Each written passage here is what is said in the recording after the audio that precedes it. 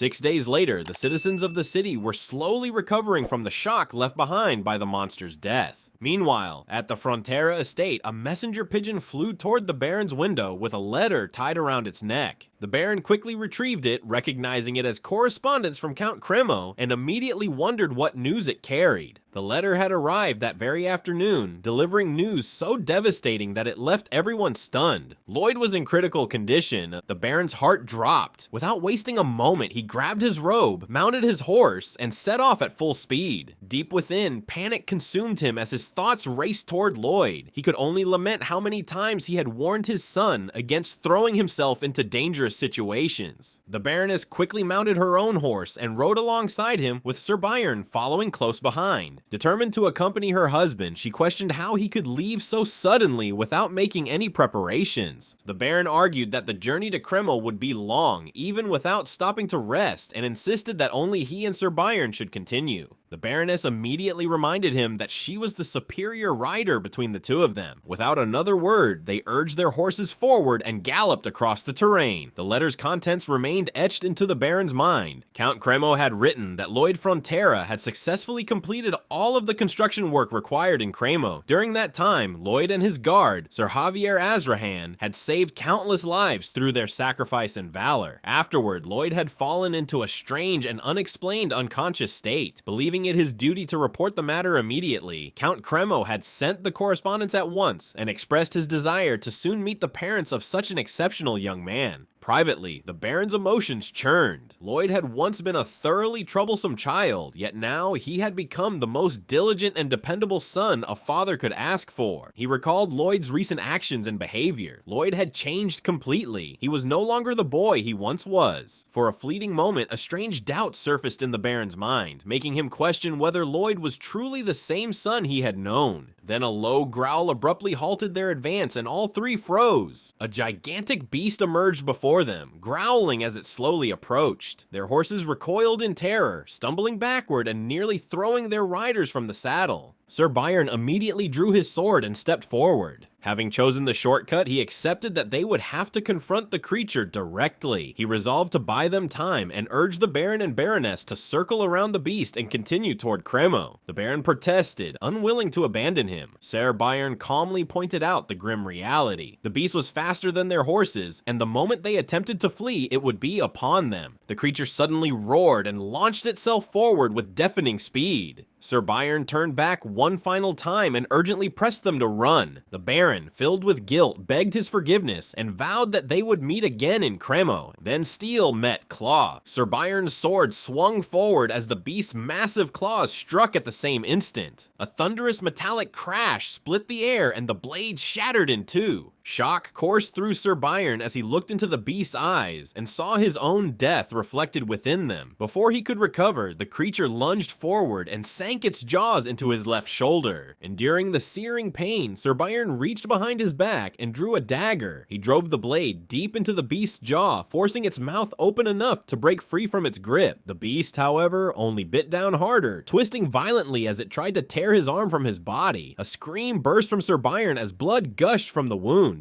At that moment, the Baron charged in. Unsheathing his sword, he leaped toward the beast and plunged the blade deep into its back. The creature roared in pain, only for the Baroness to strike from the side a heartbeat later. With her dagger, she stabbed directly into its eye and drove the weapon deeper. The beast finally released Sir Byron and let out another agonized roar as blood poured from wounds all across its body. It crashed onto the frozen ground, screeching and flailing wildly. Its massive frame writhed in agony as life steadily seeped away from it, and moments later, the struggle ended. The beast lay dead, while the three of them stood there, bent over and gasping for breath. The Baron immediately rushed to Sir Byron's side and checked whether he could still stand. Despite the pain, Sir Byron expressed his shame. He was the Baron's guard, yet he had failed to fulfill his duty. The Baron dismissed the thought at once, reminding him that he was not only a guard, but also one of his subjects, and protecting his people was a responsibility he would never abandon. Then the Baroness suddenly called out to him. Alarm filled her voice. The Baron immediately turned, intending to ask whether she had been injured, but the words never left his mouth. His His eyes froze. Dozens of beasts were charging toward them, each one carrying the same savage ferocity as the monster they had just killed. Blood dripped from Sir Byron's wounded arm onto the frozen ground as he limped forward. Pulling his broken sword from the corpse of the fallen beast, he stood firm and leveled the shattered blade toward the incoming horde. Without hesitation, Sir Byron charged. The beast answered with furious howls and rushed to meet him head on. At that very moment, the nearby bushes stirred. As snow drifted through the air and brushed against his skin, Javier stepped forward. He unsheathed his blade and dashed toward the battlefield. The beast suddenly turned, instinctively sensing that something was rapidly approaching from behind. Before they could react, Javier was already upon them. His blade danced through the air in sweeping arcs, carving through the horde with terrifying precision. Heads were severed, bodies collapsed, and within a fraction of a second, the entire pack had been wiped out. The battlefield fell silent. Javier calmly sheathed his blade and explained that he had come to escort them as a precaution, hoping none of them had suffered any injuries. Sir Byron could only stare in stunned disbelief. Deep within, his thoughts churned. He had always known that Javier's swordsmanship and mastery of mana far surpassed his own, but they had never been at this level before Javier departed for Cremo. The sheer extent of that growth left him unable to comprehend how Javier could have improved so drastically in such a short period of time. Unable to hide her worry any longer, the Baroness asked Javier about Lloyd's condition and whether their son was truly safe. Javier remained silent for a moment before admitting that he did not know. He could not tell whether Lloyd was alive or dead. The answer brought back the memory of that night. Following Padong's lead, Javier had arrived at the corpse of the giant monster, its enormous body gleaming beneath the moonlight. The sight that awaited him there had frozen him to his core. Lloyd lay unconscious on the ground, while Padong desperately tried to wake him. His eyes were open, blood trickled from his head, and his motionless body looked no different from that of a dead man. Deep within, Javier refused to accept what he was seeing. The thought of Lloyd leaving them behind, and what that would mean for the estate they had finally rebuilt together, was unbearable. After checking Lloyd's heart, Javier gently took hold of his hand and knelt beside him. Tears burst from his eyes. The fear of losing the home he had only recently found gnawed relentlessly at him, and as quiet sobs escaped his lips, despair threatened to overwhelm him. Then something changed. Javier suddenly stiffened and his eyes widened as he had felt something. Internally, disbelief swept through him as he realized that Lloyd still had a pulse. His heart had unquestionably stopped, yet a faint breath still remained. The contradiction made no sense. Unable to believe it, Javier immediately checked Lloyd's heart again. What he discovered left him stunned. Deep down, his thoughts raced as he identified a triple heart circle. All three circles were spinning at an unimaginable speed, creating a powerful magnetic field that prevented him from accurately judging the condition of Lloyd's heart. The violent rotations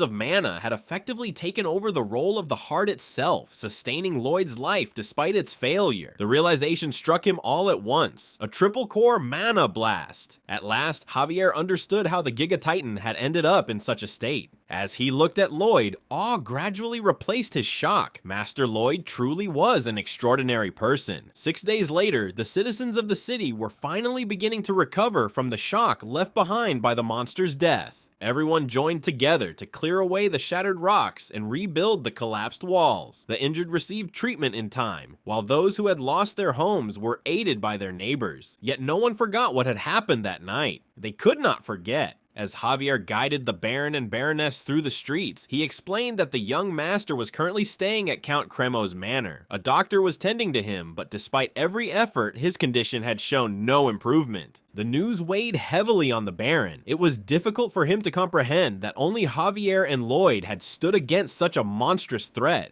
Javier, however, dismissed any credit for himself. In his view, he had merely been the sword wielded by Lloyd. The true strength that had defeated the monster belonged to Lloyd alone. The revelation brought both the Baron and Baroness to an abrupt halt. Deep within, disbelief washed over them. The idea that their son possessed such power was still difficult to grasp. As they continued through the city, countless conversations drifted through the streets behind them. Many citizens were making their way toward Count Cremo's manor as well, believing it was the least they could do for the man who had saved them. Some spoke of how they would have frozen to death if not for Lloyd. Others recalled watching him charge toward the Giga Titan while rescuing countless people along the way. There were even those who remembered being trapped beneath mountains of rubble, having already accepted death before being saved. Every story carried the same conclusion. Their lives had been spared because of Lloyd Frontera. People discussed how embers from shattered statue fragments had nearly spread throughout the city and engulfed entire districts in flames. Others recalled the gigantic hippopotamus that had appeared during the construction work, marveling at how it had spewed water and extinguished the fires before disaster could spread further. Many were only now learning that the strange summon had belonged to Lloyd. The realization left them with a single thought: no one could truly count how many lives he had saved. As workers carried out repairs, some listened eagerly to every story they could find, while others retold those same tales with shining eyes. With each retelling, Lloyd's deeds spread further throughout the city. Before long, countless people had gathered outside Count Cremo's palace. A deep sense of gratitude filled their hearts. They prayed for only one thing: that Lloyd would wake up. The miracle that had allowed the city to survive without a single casualty had been created by him, and now everyone wished for a miracle to return to him in kind. Then the peaceful atmosphere was suddenly shattered. A lone voice erupted from the crowd, angrily accusing everyone of losing their senses. The man argued that none of the disaster would have happened if Lloyd had never built the platform for the statue in the first place. The town's notorious troublemaker had made his appearance. Being ignored apparently bothered him more than the catastrophe itself. He loudly insisted that everything was Lloyd's fault. The crowd immediately erupted into furious murmurs. Then, almost as one, the citizens turned toward him. Moments later, the provocation was dealt with swiftly and decisively. The unfortunate agitator found himself beaten from every direction before being thoroughly suppressed by the crowd. 10 days passed, and with them came the final day of the year. Winter had tightened its grip over the land, making the cold harsher than ever. A steady rhythm echoed through Lloyd's body. It was not his heart, it was mana. At the same time, a series of notifications surfaced within his mind. The people of Cremo had been deeply moved by his courage and sacrifice. As a result, he had earned an enormous reward, and additional details regarding the upgrade could be viewed through the designated option. Then, just as countless people had wished for every day since the disaster, Lloyd finally opened his eyes. He blinked several times, trying to adjust his vision. Confusion lingered as he wondered how long he had been unconscious. A sharp ache pulsed through his head as memories slowly returned. He remembered recklessly unleashing the triple core mana blast, and immediately questioned whether he was somehow still alive. The system responded with its usual indifference, noting that if he had truly died, he would not even be capable of having such thoughts. That answer only deepened Lloyd's confusion. His heart should have exploded from the strain, yet he was somehow still breathing. The system merely informed him that he would learn the reason soon enough, and pointed out that there were more important things demanding his attention at the moment. Before Lloyd could investigate further, the door creaked open. Javier stepped inside. The moment he saw Lloyd sitting awake, shock flashed across his face. Meanwhile, Lloyd continued clutching his aching head. Seeing Javier immediately reminded him of a far more pressing concern: the construction payment. Naturally, the first thing he wanted to know after awakening was when they would be getting paid. Javier fell silent for a moment, unsure how to respond. Then a faint smile appeared on his face as he observed that Lloyd seemed to be in surprisingly good health. The reunion, however, did not end there. A pair of frantic voices suddenly echoed from outside. The next instant, the door burst open. The Baron and Baroness rushed into the room and threw their arms around Lloyd without hesitation. Their embrace was so fierce that it nearly squeezed the breath out of him. Relief overwhelmed the Baron as he tearfully expressed how grateful he was to see Lloyd alive, while the Baroness could only speak of the countless days she had spent worrying about him. Yet beneath those emotions, a familiar question briefly surfaced once more. Deep within, both of them wondered whether this Lloyd was truly the same Lloyd they had once known. The thought lingered for only a moment. Right now, it did not matter. All that mattered was that he was alive. Far away in the royal capital of Magenta, Count Cremo's letter had finally reached its destination. The report detailed everything that had transpired in the City of Commerce, including the complete destruction of the Giga Titan. After hearing the contents of the letter, the Empress found herself intrigued. The existence of such a man within her kingdom had captured her interest. She immediately ordered that a messenger be sent to the Frontera barony and instructed that both Lloyd Frontera and his guard be brought before her. The attendant bowed respectfully and accepted the command. Left alone with her thoughts, Her Royal Highness Empress Alicia Termina Magentano reflected upon the report once more. The contents of the letter were extraordinary. Soon enough, she would meet this man personally. And when that time came, she intended to judge the truth of those claims with her own eyes.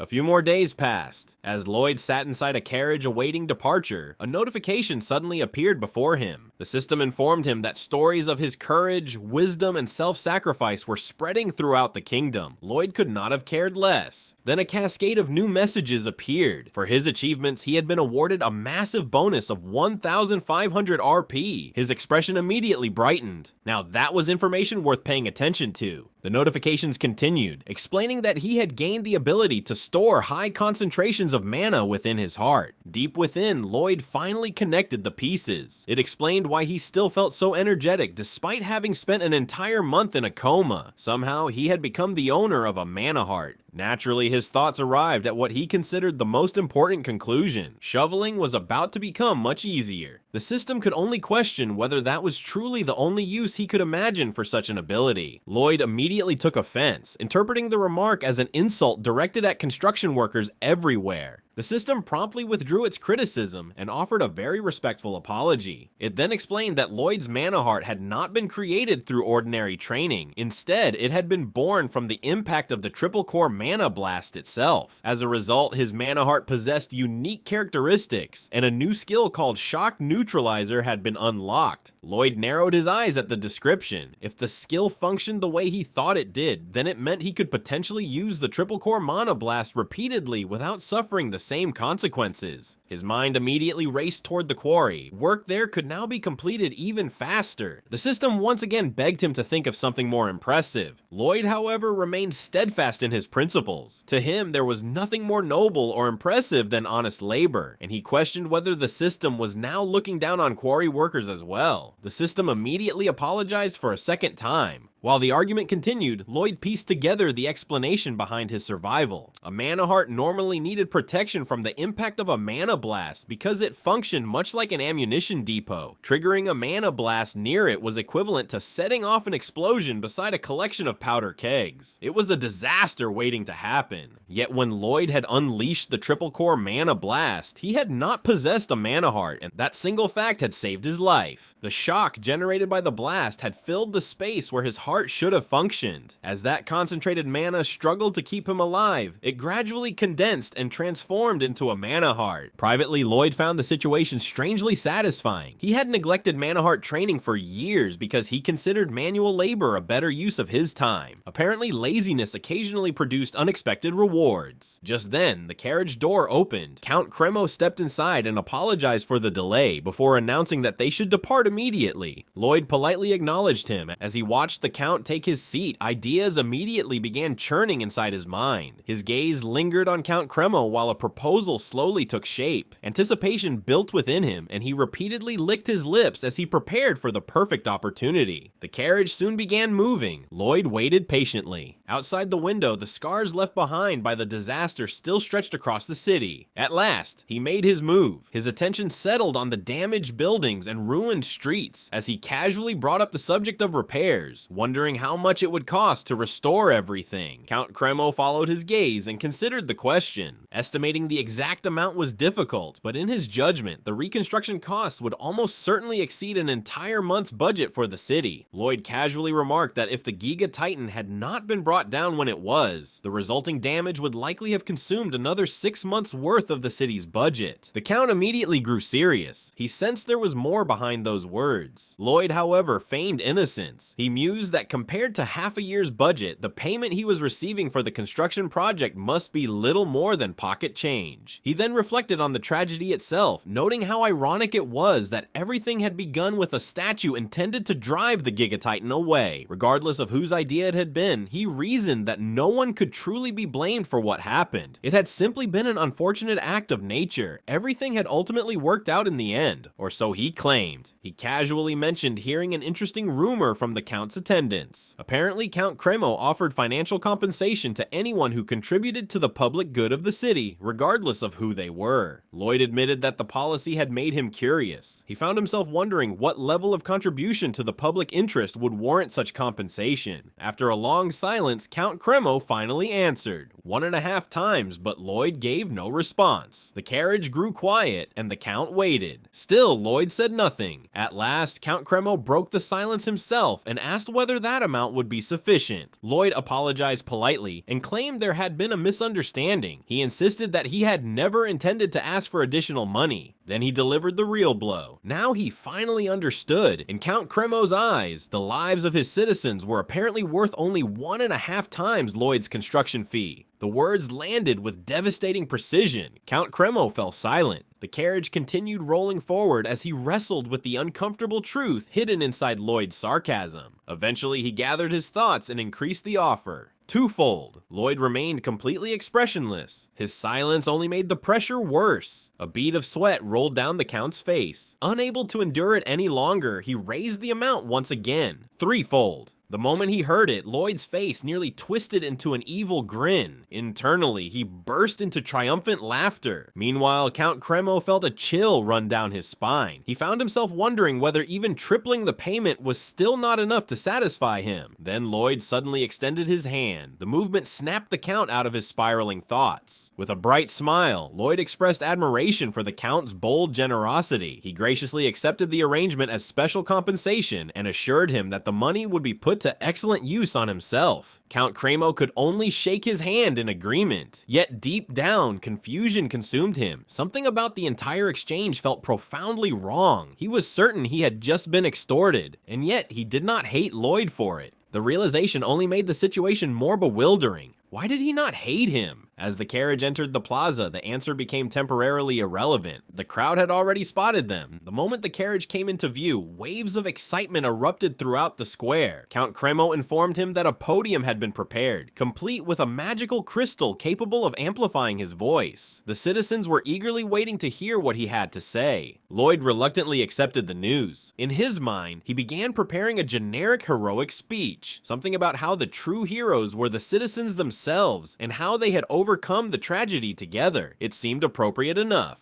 After all, he was not making money from this. Stepping out of the carriage, Lloyd climbed onto the podium and looked out across the plaza. A thunderous cheer immediately erupted. The sight before him was staggering. The crowd stretched as far as the eye could see, united in celebration as they cheered for him. Yet Lloyd remained oddly detached from it all. Part of him felt nervous, and part of him felt uncomfortable, and another part was focused on something entirely different. As he stared at the sea of faces filling the plaza, a particular thought slowly emerged within his mind. He found himself wondering exactly how many people were gathered there. More specifically, he wondered how much money he could make if every single one of them paid him something. The magical marble prepared to amplify his voice was already in place. Lloyd picked it up and cleared his throat. Rather than delivering the heartfelt speech everyone expected, Lloyd immediately asked the citizens of Cremo whether they had ever heard of Ondel flooring. His calm voice reached every corner of the square. The crowd stared back in confusion. Not a single person knew what Ondel flooring was. Lloyd looked left, then right. The silence remained absolute. At once, he acted as though he had reached a profound realization. Of course, they had never heard of it. That only made his next move easier. With renewed energy, he began calling out to the elderly suffering from stiff joints in the bitter winter cold. He addressed worried mothers terrified of their children catching illnesses. He targeted anyone exhausted from constantly tending fireplaces throughout the freezing season. The crowd remained bewildered, and yet strangely captivated. Before anyone realized what was happening, Lloyd's sales pitch had already invaded their ears. He dramatically questioned how many hours people spent tending fires every day. 1 hour or 2 hours? Then came the calculation. According to Lloyd, someone who had lived 50 years could have wasted 15 entire years standing in front of a fireplace. The claim hit the crowd like a hammer, and Lloyd immediately delivered the solution. If that sounded like too much time to waste, they simply needed to remember one thing: Ondel flooring. Watching the spectacle unfold, Count Cremo finally failed to suppress a laugh. Meanwhile, Lloyd spread his arms wide and began explaining how dramatically Ondel flooring would improve everyone's lives. Then he paused. His eyes narrowed. Something was wrong. The gap between his outstretched arms was not nearly large enough to represent the benefits properly. Without hesitation, he stretched them even farther apart and loudly revised the estimate. Not by that much, by this much. Only after correcting this critical error did he calm himself and conclude conclude the presentation. Anyone interested in learning more was welcome to visit the Baron's Manor in the Frontera barony. With that, the speech ended, or more accurately, the advertisement ended. Lloyd bowed politely and climbed down from the podium, but the plaza remained frozen in stunned silence. No one seemed entirely certain what they had just witnessed. Count Cremo could only let out a hollow laugh. Deep down, however, a realization finally settled into place. At last, he understood why he could not bring himself to dislike Lloyd. The man pursued profit with relentless precision, squeezing value from every possible opportunity. Yet despite that persistence, he remained reasonable. More importantly, he always accomplished whatever he set out to do. Far from resenting him, Count Cremo found himself wishing he could keep such a person close. A man of Lloyd's caliber living in a remote rural barony felt like a waste of talent.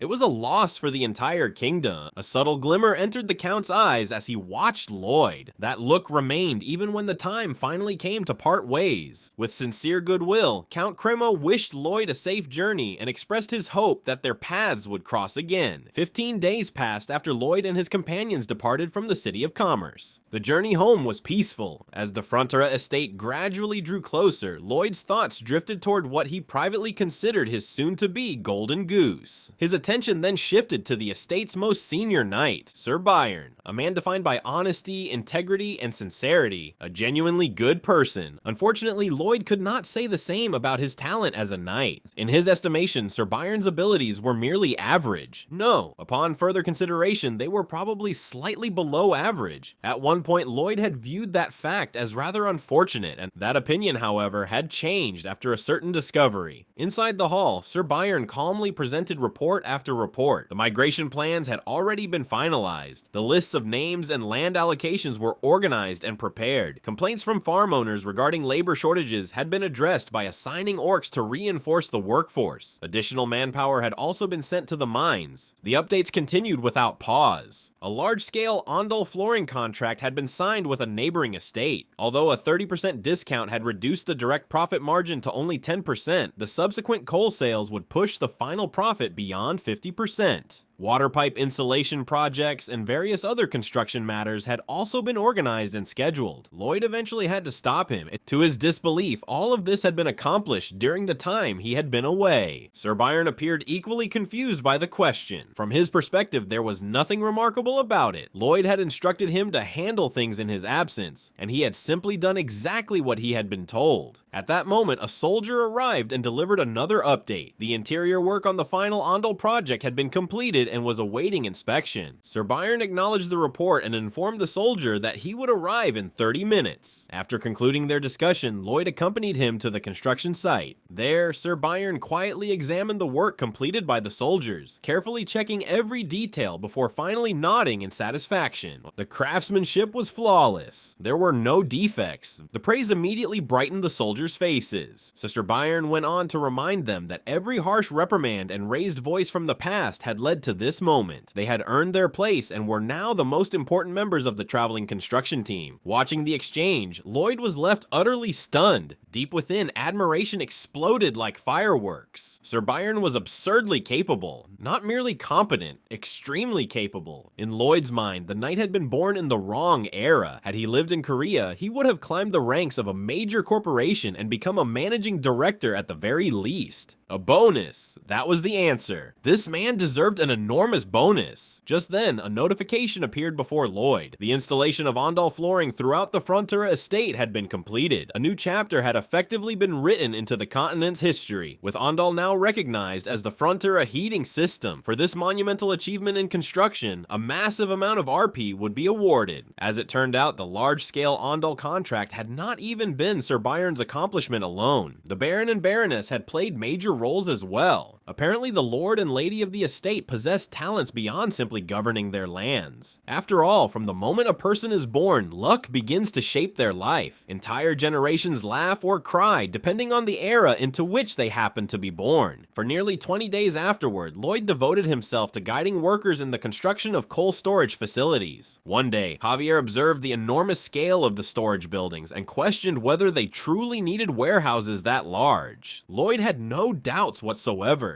The coal would keep coming, and coming, and coming. Privately, he reviewed the numbers in his head with growing satisfaction. More than half of the estate's debt had already been repaid using construction profits, while the neighboring estate continued providing a generous stream of water supply fees. His plans were progressing beautifully. A smug grin slowly spread across his face. The dream was almost within reach. His glorious retirement filled with leisure, comfort, and merriment was drawing ever closer. Standing nearby, Javier watched that expression form and immediately regretted it. Deep down, he admitted something he rarely allowed himself to think. Whenever Lloyd made that face, an overwhelming urge to punch him seemed to appear out of nowhere. Before either of them could continue the conversation, a loud horn echoed across the distance. The sudden sound drew everyone's attention. Lloyd looked up in confusion, wondering what it could be. Javier listened carefully. Though he had never heard it in person before, he believed he recognized its purpose. It was the ceremonial horn announcing the arrival of a royal messenger. A royal messenger, accompanied by a cavalry unit bearing the flag of Her Majesty, advanced toward the Frontera estate. Lloyd could only stare in disbelief. What possible reason could a royal messenger have for coming here? That question became even more concerning when a red carpet was ceremoniously rolled across the ground. Moments later, the messenger dismounted with excessive flair, leaping from his horse and landing dramatically upon the carpet in a display that seemed entirely unnecessary. A royal scroll unfurled with a crisp flourish. Then the proclamation began. Deep down, Lloyd's frustration immediately skyrocketed. The ridiculous performance felt endless, and every second that passed strengthened a dreadful feeling growing inside him. This was trouble. Definitely trouble. That realization alone was enough to make him nervous. Now kneeling alongside the Baron and Baroness before the royal envoy, Lloyd found some comfort in the fact that his lowered head concealed his expression. Meanwhile, the messenger continued reciting a seemingly endless introduction. It spoke of the sovereigns who had devoted themselves to securing peace and prosperity for nobles and commoners alike. It praised the safety of the kingdom's citizens, reaffirmed royal duties, and elaborated upon various formalities before finally arriving at the point. Her Majesty intended to personally recognize the two heroes responsible for defeating the Giga Titan and praise them for their achievement. At the same moment, a system notification appeared. The Baron's favor increased by 9 points. 90 RP had been awarded. Beside him, the Baron was overcome with emotion. Tears streamed down his face as he celebrated the tremendous honor bestowed upon his son. Lloyd, however, felt nothing resembling joy. Internally, he appreciated the RP but remained convinced that this development was disastrous.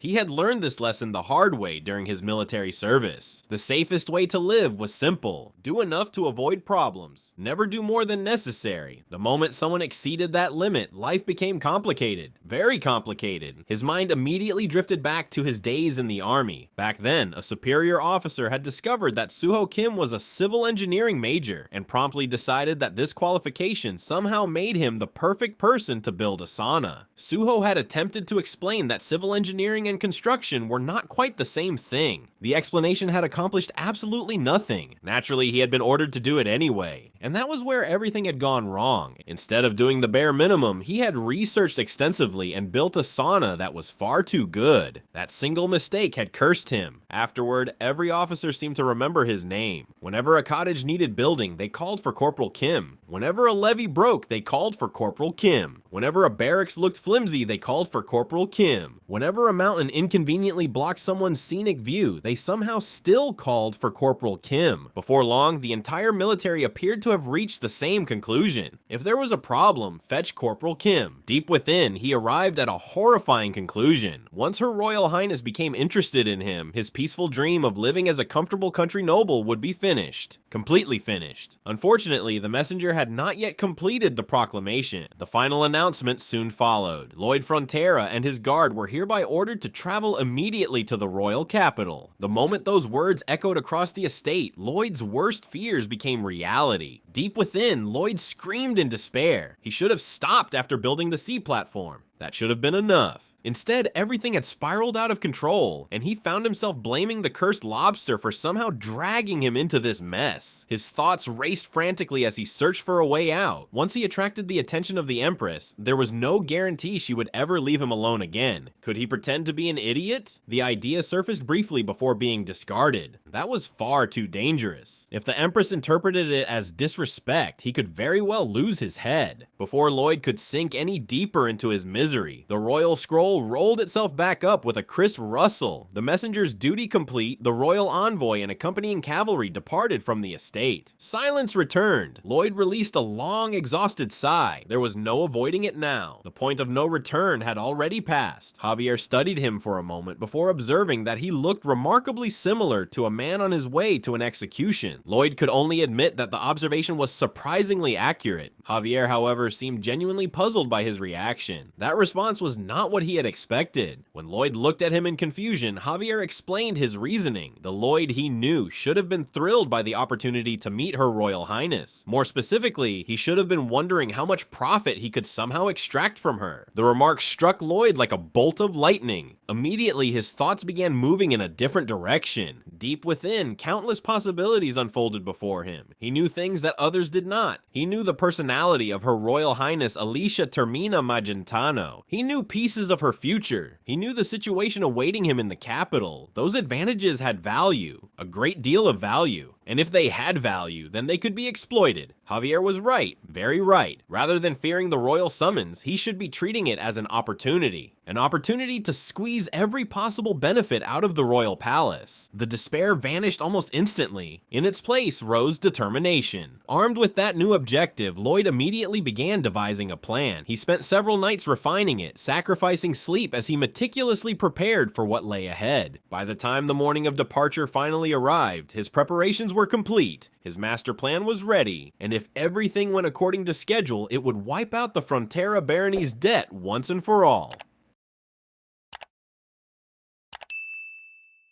After several days of travel, Lloyd and Javier finally arrived at the royal capital. Following the royal messenger through the palace, they entered the audience chamber and immediately knelt before the throne with their heads lowered in accordance with royal protocol. A clear and energetic voice soon echoed through the hall, instructing Lloyd Frontera and Javier Azrahan to raise their gazes. Lloyd obeyed. As he lifted his head, his eyes first landed on a pair of black leather boots beyond the red carpet before slowly traveling upward. The moment he met the emerald gaze of the woman seated upon the throne, he understood why she ruled the kingdom. Confidence and dignity radiated naturally from her presence, carrying the unmistakable authority of a monarch. Even Lloyd, who knew much about her already, found himself momentarily stunned by the overwhelming force of her charisma. Nevertheless, he formally introduced himself and offered his respects, declaring that he, Lloyd Frontera, had come to salute the rightful ruler of the kingdom. The Empress listened quietly before shifting her attention elsewhere. To Lloyd's immediate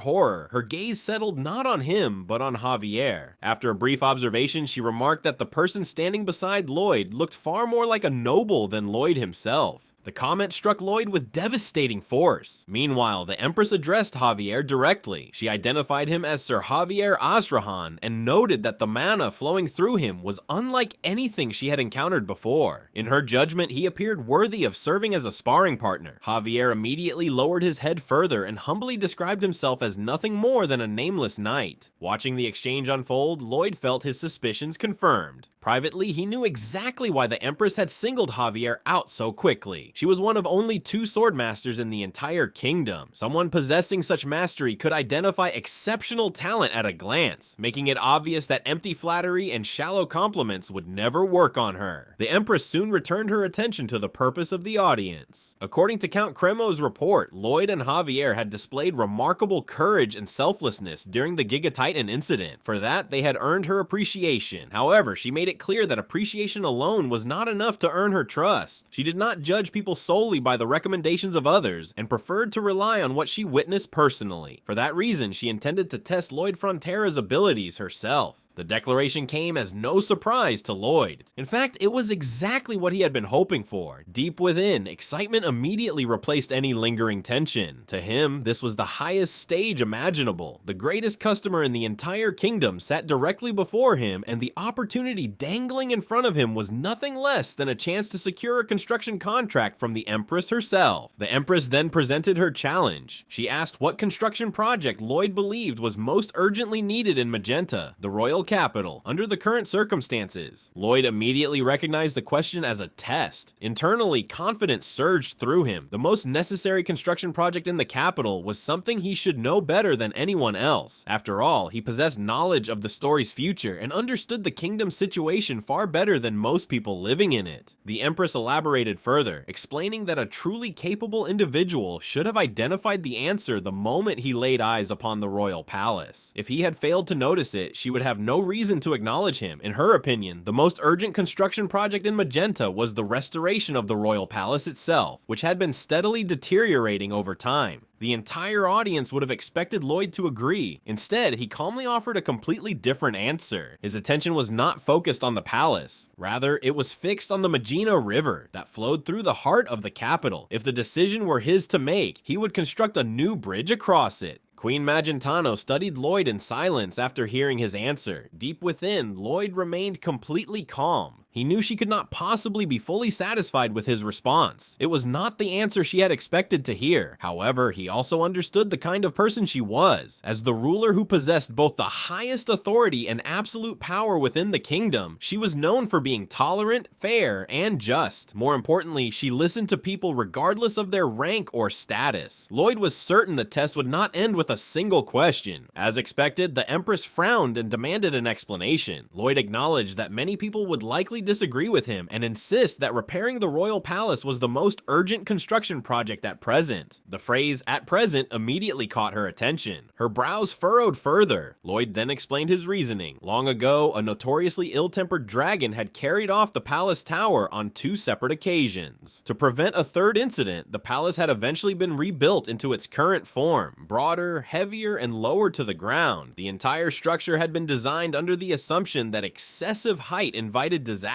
Because of that design philosophy, Lloyd believed the immense weight of the palace was constantly pressing upon its foundations and supporting pillars, causing gradual deterioration over time. The damage was real and repairs would certainly be necessary eventually. However, in his judgment, those repairs were not immediately urgent and could be postponed until a later date. The explanation caused the Empress to narrow her eyes. This man clearly understood the answer she had expected, yet he had deliberately chosen a different one. Meanwhile, Lloyd understood exactly what she was thinking. He knew that she knew he had intentionally avoided the answer she wanted, despite being fully aware of it. The Empress, in turn, realized that he knew she knew. Lloyd realized that she realized he knew. The silent exchange continued, each side fully aware of the other's awareness. Deep within, Lloyd nearly laughed. The absurdity of the situation had become impossible to ignore. The system, apparently reaching its limit, abruptly dismissed the entire mental exercise as nonsense. The interruption did nothing to improve matters. The Empress found herself wondering whether Lloyd was deliberately toying with her. Meanwhile, Lloyd was mentally screaming the exact opposite.